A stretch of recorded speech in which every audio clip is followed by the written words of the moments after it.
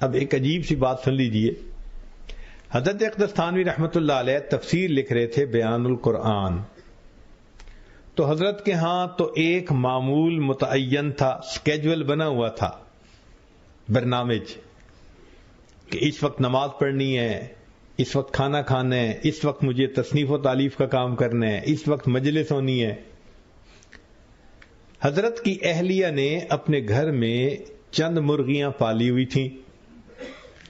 ایک مرتبہ انہیں رشتہ داروں میں کسی نکاح یا کوئی ایسی تقریب تھی، اس میں جانا پڑ گیا. تو جاتے ہوئے وہ حضرت کو بتا گئیں کہ یہ میری مرغیاں ہیں اور ان کو میں اس وقت دانے ڈالتی ہوں اور پانی دیتی ہوں، تو آپ پلیز جتنے دن میں نہیں ہوں ان کو دانے ڈال دیجئے گا. حضرت نے ہاں کر دی. اب وہ اہلیہ صاحبہ تو چلی گئیں. اب اللہ کی شان دیکھیے کہ جب دوسرا دن آیا تو بندے کا جو کام روز نہ کرنے کا ہو تو وہ بھول جاتا ہے، دھیان نہیں رہتا.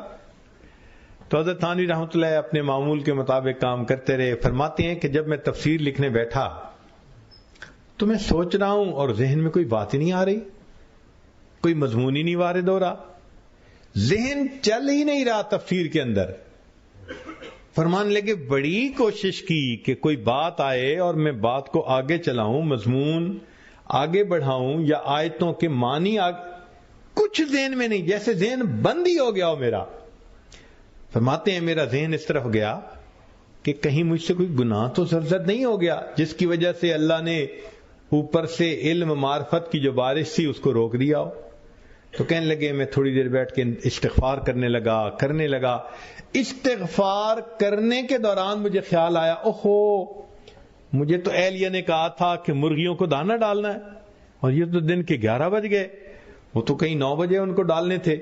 فرماتے ہیں کہ میں وہاں سے اٹھا، گھر آیا، میں نے گھر آ کر ان مرغیوں کو دانا ڈالا، پانی دیا. جب انہوں نے پانی پی لیا، دانے کھا لیے، میں لوٹ کے واپس آیا، بیٹھتے ہی اللہ نے علم کی بارش دوبارہ عطا فرما دی. اگر مرغیوں کے بھوکا پیاسا رہنے پر ایک اللہ کے ایسے بڑے ولی سے بھی علوم و معارف کو روک دیا جاتا ہے، تو ہم اگر اللہ کے بندوں کے دل دکھائیں گے تو ہمیں پھر علم نافع کیسے نصیب ہوگا؟ ہمیں یہ نعمتیں پھر کیسے نصیب ہوں گی؟ اسی لیے ہمیں چاہیے کہ ہم اس بات کا خیال رکھیں ہماری وجہ سے کسی کو تکلیف نہ پہنچے، بڑا خیال رکھیں.